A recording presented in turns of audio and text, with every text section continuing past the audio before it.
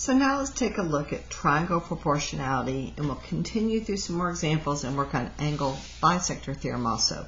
We need to remember what we learned early on in the year about conditional statements, read if P then Q, and the converse, which means you switch the hypothesis and the conclusion, if Q then P. We'll be working with that concept really throughout the year. So in our first example here, they want the converse of triangle proportionality.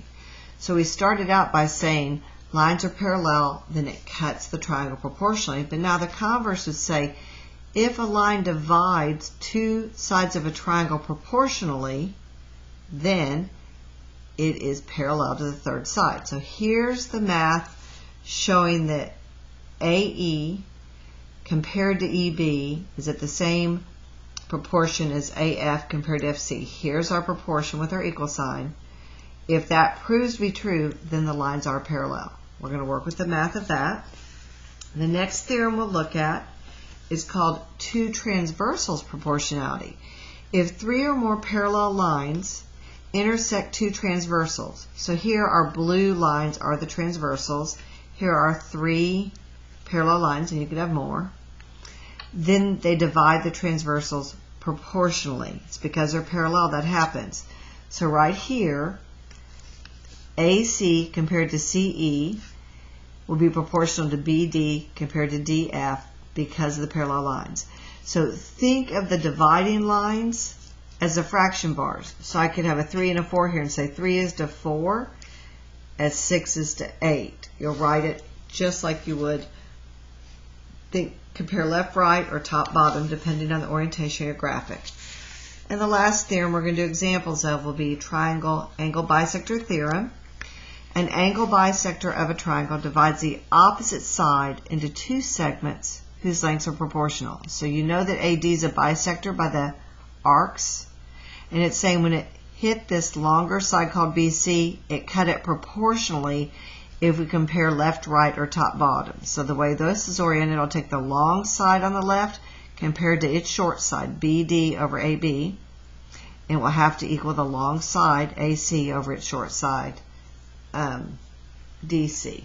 So looks like I wrote this right. Oh, because I wrote short to long. I said short to long, BD to AB, and then I put short to long, DC to. Both ways would work. You just have to be consistent. If you put the long side in the numerator, their corresponding short side in the denominator. Just always be careful about setups. So here are the guided examples. This one right here, we should be able to say JM compared to MK would be proportional to JN over NL.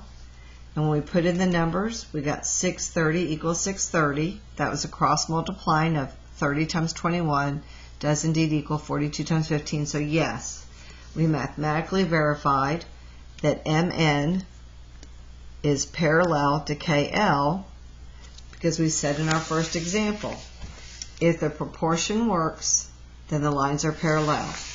Since the proportion worked, 42 is to 21 is 30 is to 15, then the lines are parallel.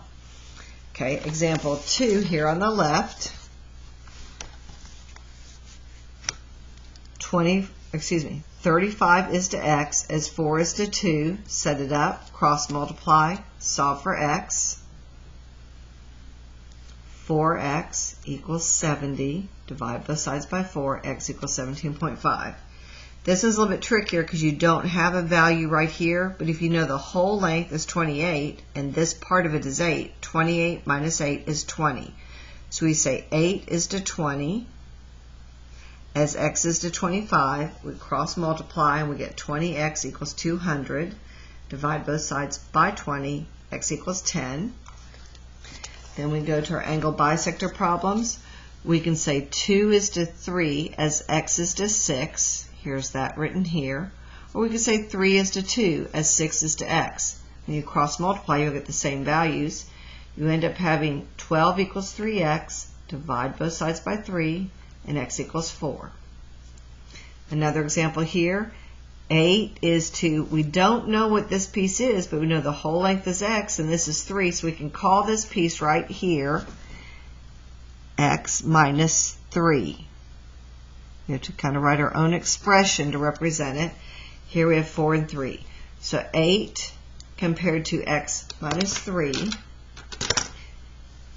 And the other side of the proportion is 4 over 3. Cross multiply 24 equals 4x minus 12. The 4 times the x, the 4 times the minus 3. The opposite of minus 12 is plus 12. You end up with 36 equals 4x. Divide both sides by 4, and x is 9. On this side, z over 2 bothers people dealing with fractions, so you can say z over 2 is the same as 1/2 z, or 0.5 z.